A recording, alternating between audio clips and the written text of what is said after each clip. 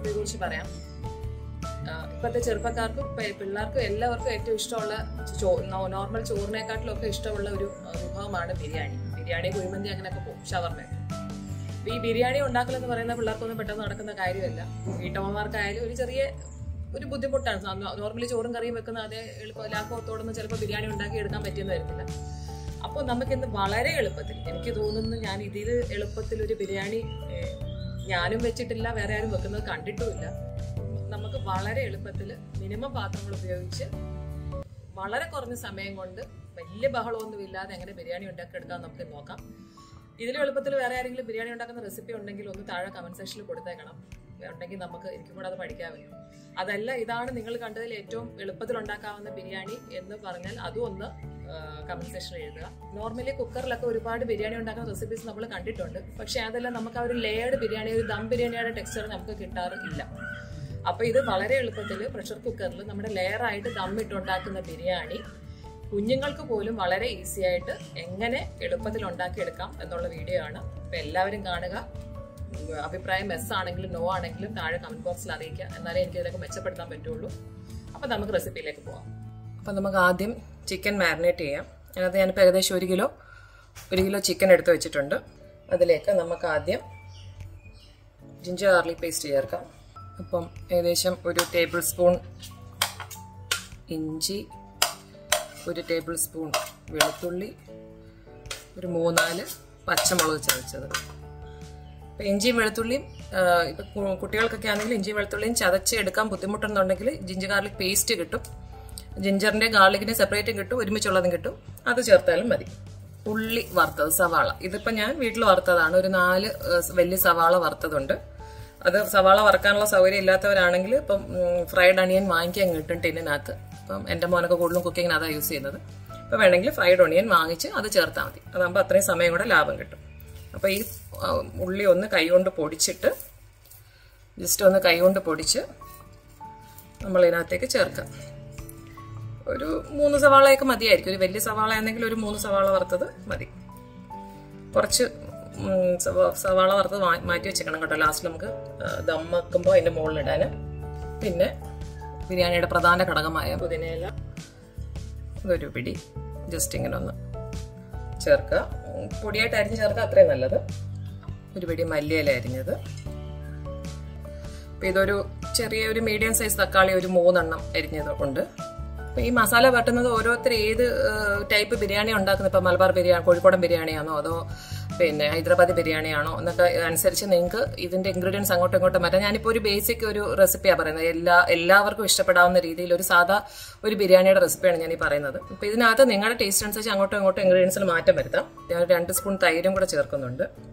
ഞാൻ ചേർക്കാൻ പോകുന്ന ബിരിയാണി മസാല പൗഡറാണ്. അതിപ്പം ഓരോരുത്തരുടെയും അവൈലബിലിറ്റി അനുസരിച്ച് കടയിൽ നിന്ന് വാങ്ങിച്ച ബിരിയാണി റെഡിമെയ്ഡ് ബിരിയാണി മസാലയോ അതിൽ വീട്ടിലുണ്ടാക്കുന്ന മസാലയോ വീട്ടിൽ നമ്മൾ പൊടിച്ചുണ്ടാക്കുന്ന മസാല, അതല്ല കുരുമുളക് പൊടി എല്ലാം സെപ്പറേറ്റ് ചേർക്കുന്നതാണെങ്കിൽ ഏതായാലും നിങ്ങൾക്ക് ഏതാ സൗകര്യം പെട്ടെന്ന് കിട്ടുന്ന അതനുസരിച്ചുള്ള ബിരിയാണി മസാല ചേർക്കുക. ഞാനിപ്പം കുട്ടികൾക്കായത് കാരണം വാങ്ങിക്കുന്ന ബിരിയാണി മസാല പൗഡർ ചേർത്താണ് കാണിക്കുന്നത്. ഒരു നിങ്ങളുടെ മസാല പൊടിയുടെ ഒരു സ്ട്രെങ്ത് അനുസരിച്ചുള്ള പൊടി. ഞാനിപ്പോൾ ഒരു 3 ടേബിൾ സ്പൂണോളം മസാലപ്പൊടി ചേർത്തു. ആവശ്യത്തിന് ഉപ്പ്. ഇപ്പം നമ്മൾ ഉള്ളി വീട്ടിൽ വറുത്തവരാണെങ്കിൽ ആ വറുത്തതിൻ്റെ ബാക്കി എണ്ണ കാണുമല്ലോ, അതൊരു 3 സ്പൂൺ ചേർക്കുക. അതല്ല നമ്മൾ വാങ്ങിയ ഫ്രൈഡ് ഓണിയൻ എടുത്തിട്ടുള്ളവരാണെങ്കിൽ അല്ലാതെ കുറച്ച് നെയ്യോ എണ്ണയോ ഒന്ന് ഒരു ടേസ്റ്റ് കിട്ടാൻ വേണ്ടി ചേർത്താൽ മതി. കഴിഞ്ഞു, ഇത്രയും പരിപാടിയേ ഉള്ളൂ. അപ്പോൾ ഇതിനെ നന്നായിട്ട് മാരിനേറ്റ് ചെയ്ത് 1 മണിക്കൂർ വെക്കുക. തലേന്ന് വേണമെങ്കിലും ചെയ്ത് വെക്കാം. നമുക്ക് രാവിലെ ഇതിന് സമയമില്ലെന്നുണ്ടെങ്കിൽ തലേന്ന് രാത്രിയിൽ ഇത് നല്ലോണം മിക്സ് ചെയ്ത് ഫ്രിഡ്ജിൽ അടച്ച് വെച്ചിരുന്നാൽ മതി. രാവിലെ ആകുമ്പം പെട്ടെന്ന് ഇതെടുത്ത് നമുക്ക് റെഡിയാക്കാം. അപ്പം എന്തേ നല്ലോണം ചിക്കനെല്ലാം മസാല പുരട്ടി വെച്ചിട്ടുണ്ട്. ഇതിനെ നമുക്ക് അങ്ങോട്ട് മാറ്റി വെക്കാം. ഇനി നമുക്ക് ഇതിൻ്റെ റൈസ് റെഡിയാക്കാം.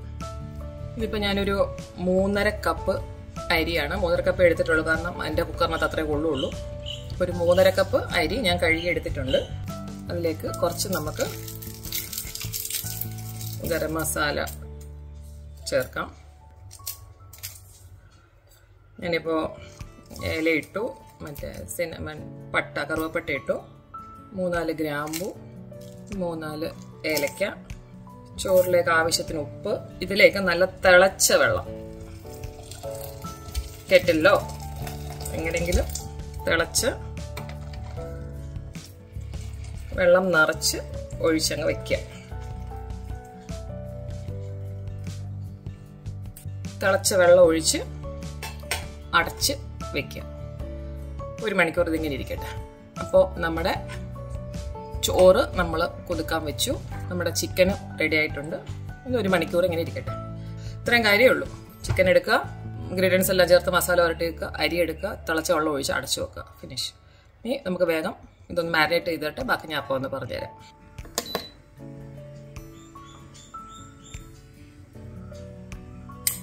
അപ്പം നമുക്ക് ആദ്യം കുറച്ച് നെയ്യ് ചേർക്കാം. ഞാൻ നല്ലോണം ചൂടായിട്ടുണ്ട്. നെയ്യൊക്കെ നല്ലോണം ഉരുകി വരുന്നുണ്ട്.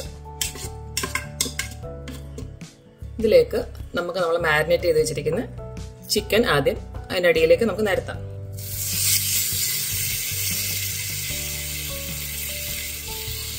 മാക്സിമം അടുപ്പിച്ചടുപ്പിച്ച് വെക്കാം കേട്ടോ. കാരണം സിംഗിൾ ലെയറായിട്ട് തന്നെ വെക്കുന്നത് ഏറ്റവും നല്ലത്. കാരണം ഇത് ദം ബിരിയാണിയല്ലേ. 1 കിലോ ചിക്കൻ എന്ന് പറയുമ്പോൾ ഇത്രേ കാണുള്ളൂ. ഫുൾ ഒറ്റ ഒരു ലെയറിൽ നിരത്താനുള്ളതേ കാണുള്ളൂ. അതേ കഴിഞ്ഞതേ ഇതേ ഉള്ളൂ. പിന്നെ ബാക്കി വരുന്ന മസാലയെല്ലാം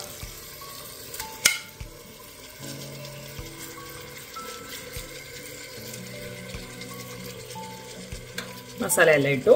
ഞാൻ കുറച്ച് മസാല വെച്ചിട്ടുണ്ട് നമ്മൾ ചോറിൻ്റെ മണ്ടയ്ക്ക് ഇടാൻ വേണ്ടിയിട്ട്. ഇതേണ്ട നമ്മൾ കുതുക്കാൻ വെച്ചിരുന്ന അരിയാണ്. ഇതേ കണ്ടോ, നമ്മൾ വേവിച്ചെടുക്കുന്ന പോലെ തന്നെ ഒരു 60, 70, 75%, 80% അത് വെന്തിട്ടുണ്ട്. ഇപ്പൊ വേവ് കൂടുതലുള്ള അരി, കൂടുതൽ വേവുള്ള അരിയാണ് ഇരിക്കുന്നതെങ്കിൽ നിങ്ങൾക്ക് വേവിച്ചെടുക്കാൻ സൗകര്യമുള്ളതാണെങ്കിൽ നമുക്ക് നേരത്തെ സാധാ ബിരിയാണി വെക്കുന്ന പോലെ വേവിച്ചെടുക്കാം. ഇല്ലെങ്കിൽ ഇതുപോലെ കുതിർത്തെടുത്താൽ മതി. ഈ വെള്ളം ഊറ്റി കളഞ്ഞിട്ട് നമുക്ക് ഈ ചിക്കൻ്റെ മുകളിലേക്ക് ഇടാം. ഞാൻ അരി മുഴുവൻ ഇതിൻ്റെ മുകളിലേക്ക് ഇടുകയാണ്. നമ്മൾ സാധാരണ കുക്കറിൽ ബിരിയാണി വെക്കുമ്പോൾ നമ്മൾ നിറച്ച് വെള്ളം ഒഴിച്ചല്ലേ വെക്കുന്നത്. അപ്പോൾ ചിക്കനും മസാലയും ബിരിയാണിയും എല്ലാം കൂടെ മിക്സ് ആയിട്ടുള്ള നമുക്ക് ആ ഒരു ലേയർഡ് ബിരിയാണിയുടെ ഒരു സെറ്റപ്പ് കിട്ടത്തില്ല. ഇതാകുമ്പോൾ അങ്ങനെയല്ല, നമുക്ക് ലേയർഡ് ബിരിയാണിയെ തന്നെ കിട്ടും. നമ്മുടെ അരി മുഴുവൻ നിങ്ങൾക്ക് വേണമെങ്കിൽ 1-2 ലെയറായിട്ട് ഇടയ്ക്ക് ഓണിയനൊക്കെ ഇടണമെങ്കിൽ ഇടയ്ക്ക് നമുക്ക് മറ്റേ 2 ലെയറൊക്കെ ആക്കണമെങ്കിൽ ആക്കാം കേട്ടോ. ഞാനൊന്നും ആക്കിയില്ല, ഇപ്പോൾ പെട്ടെന്ന് അങ്ങ് ചെയ്യുന്നേ ഉള്ളൂ. കാരണം നമ്മുടെ ഇത് ഈസി റെസിപ്പി ആണല്ലോ. പിന്നെ ഇതിന്റെ പ്രഷർ ഒന്ന് ബിൽഡായി വരാൻ ഇത്തിരി വെള്ളം വേണമല്ലോ. അതിന് ഞാൻ നമ്മുടെ അരി കുതിർത്ത് വെച്ചിരുന്ന വെള്ളത്തിനകത്തുനിന്ന് ഒരു 1/2 കപ്പ് നിങ്ങളുടെ അരിയുടെ വേവ് അനുസരിച്ച് 1/2 കപ്പ് അല്ലെങ്കിൽ മാക്സിമം 1 കപ്പ്, അതിൽ കൂടുതൽ വേണ്ട. അതൊന്ന് ഒഴിച്ചേക്കുക. നമുക്ക് ഇഷ്ടമുള്ള ഗാർണിഷിംഗ് ഒക്കെ അതിന്റെ മുകളിൽ ഞാൻ കുറച്ച് മസാല ബാക്കി ഇരുന്നത് അങ്ങോട്ട് ഇട്ടു. പിന്നെ സാഫ്രൺ, നമ്മുടെ കുങ്കുമപ്പൂ പാലിനകത്ത് കലക്കി ഒഴിക്കണമെങ്കിൽ അത് ഒഴിക്കാം, അല്ലെങ്കിൽ കളർ ഒഴിക്കണമെങ്കിൽ ഒഴിക്കാം. അണ്ടിപ്പരിപ്പ് മുന്തിരിങ്ങയും ചേർക്കണമെങ്കിൽ ചേർക്കാം. അങ്ങനെ നമുക്ക് എന്തെങ്കിലുമൊക്കെ ചേർക്കാൻ, നമ്മൾ നോർമൽ ബിരിയാണിക്കകത്ത് ചേർക്കാനൊക്കെ ഉള്ളത് നമുക്ക് ചേർക്കാം. ഞാനിതൊന്നും ചേർക്കുന്നില്ല ഇപ്പോൾ, പിള്ളേർക്കൊക്കെ അതൊക്കെ ബുദ്ധിമുട്ടായിരിക്കും.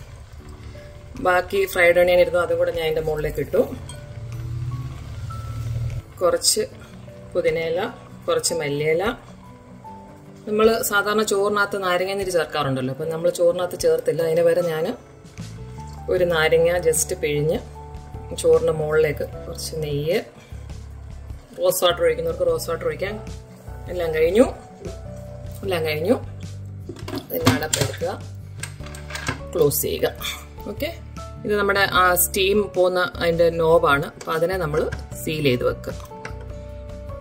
ഓക്കെ, സീലാണ്. അപ്പോൾ ഇനി സ്റ്റീം പുറത്തേക്ക് പോകത്തില്ല. ഓരോ ബ്രാൻഡിനും ഓരോ സെറ്റിംഗ്സ് ആയിരിക്കും. ഇപ്പോൾ ഞാൻ ഇതിൻ്റെ പറയാം. നിങ്ങളുടെ കയ്യിരിക്കുന്ന കുക്കർ ഏതാണെന്ന് വെച്ച് കഴിഞ്ഞാൽ അതനുസരിച്ച് ചെയ്യുക. ഇലക്ട്രിക് പ്രഷർ കുക്കർ ഇല്ലാത്തവർക്ക് നോർമൽ പ്രഷർ കുക്കറിൽ ഇതെങ്ങനെ ചെയ്യുന്നത് ഞാൻ കാണിച്ചു തരാം. അപ്പം ഞാൻ അതിൻ്റെ സെറ്റിംഗ് ചെയ്യട്ടെ. ഞാനിതിപ്പം സത്യം പറഞ്ഞാൽ അതിനകത്ത് ബിരിയാണിയുടെ ഓപ്ഷൻ ഉണ്ട്, പക്ഷേ ഞാനത് ഇടുന്നില്ല. അതിന് പകരം ഞാൻ ജസ്റ്റ് നോർമൽ പ്രഷർ കുക്കിങ്ങിൻ്റെ ഇടാൻ പോവാം. അപ്പോൾ അതിന് ആദ്യം നമ്മളിപ്പോൾ ചെയ്തിരിക്കുന്നത്, ഇപ്പോൾ സോത്തെ മോഡലിൽ ഇട്ടിരിക്കുന്നത്, അത് ക്യാൻസൽ ചെയ്യണം. അത് ക്യാൻസൽ ചെയ്തിട്ട് ഞാൻ മാനുവൽ ഇടാൻ പോവാണ്. മാനുവൽ ഓൾറെഡി 20 മിനിറ്റ്സ് ആണ് കാണിക്കുന്നത്. തൽക്കാലം നമുക്ക് 20 മിനിറ്റ്സ് വെക്കാം. 20 മിനിറ്റ്സ് കൊണ്ട് വെന്ത് വരും. വെന്ത് വന്നില്ല എന്നുണ്ടെങ്കിൽ നമുക്ക് പിന്നെ വേണമെങ്കിൽ 5 മിനിറ്റ് കൂടെ തുറന്ന് നോക്കിയിട്ട് 5 മിനിറ്റ് കൂടെ വെച്ചാൽ മതി. 5-10 മിനിറ്റ് നിങ്ങളുടെ അരിയുടെയൊക്കെ കുക്കിംഗ് ടൈം അനുസരിച്ച്. അപ്പോൾ തൽക്കാലം ഞാൻ മാനുവലിൽ 20 മിനിറ്റ്സ് വെച്ചു. എളുപ്പമല്ലേ?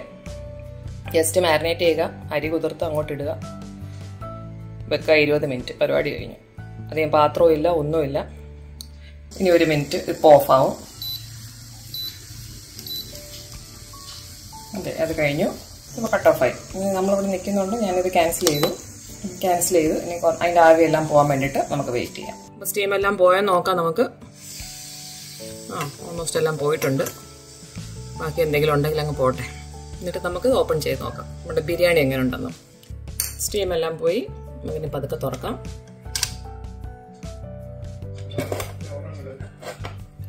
പെർഫെക്റ്റ് ആയിട്ട് ഇത് കണ്ടല്ലോ, എല്ലാം റെഡി ആയിട്ട് വെന്ത് വന്നിട്ടുണ്ട്. നമുക്കൊന്ന് ഇളക്കി നോക്കാം.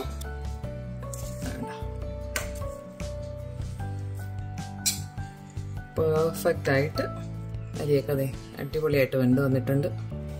നോർമൽ പ്രഷർ കുക്കറിൽ നമ്മൾ ആദ്യം പ്രഷർ കുക്കറിൽ കുറച്ച് നെയ്യിടുക. നമ്മൾ മറ്റേ വീഡിയോയിൽ കണ്ട പോലെ തന്നെ പീസ് ഇടുക. നമ്മുടെ ചൂടുവെള്ളത്തിൽ, തിളച്ച വെള്ളത്തിൽ കുതിർത്ത് വെച്ചിരിക്കുന്ന അരി, ഇത് 1.5 ഗ്ലാസ് അരിയുണ്ട്. അത് ഇതിൻ്റെ മുകളിലേക്ക് ഇട്ട് കൊടുക്കുക. ആ ചോറ് കുതിർത്ത് വെച്ചിരുന്ന ആ വെള്ളത്തിൽ നിന്ന് ഒരു 1/2 കപ്പ് വെള്ളം ഒന്ന് ഒഴിച്ചു കൊടുക്കുക. പിന്നെ അതിൻ്റെ മുകളിൽ ഈ പറയുന്ന കളർ ചേർക്കോ, സാഫ്രോൺ ചേർക്കോ, മല്ലിയില ചേർക്കോ, ഫ്രൈഡ് ഓണിയൻസ് ചേർക്കോ, ഇതെല്ലാം ചേർത്ത് ഒരു ഇത്തിരി നെയ്യും അതിൻ്റെ മുകളിലിട്ട് ഒരു അരമുറി നാരങ്ങ നീര് എൻ്റെ മുകളിലൊന്ന് ഒഴിച്ചു കൊടുത്തു.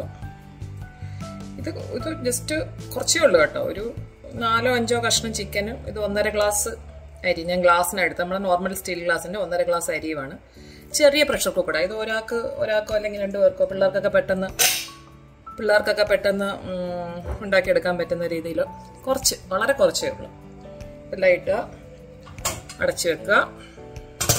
ഏറ്റവും ചെറിയ തീയിൽ, ഏറ്റവും ചെറിയ ബർണറിൽ, ഏറ്റവും ചെറിയ തീയിൽ, വിസിലൊന്നും വരണ്ട. 20 മിനിറ്റ്സ് 20 മിനിറ്റ് നമ്മളതിനെ അങ്ങനെ അനക്കാതെ വെക്കുക.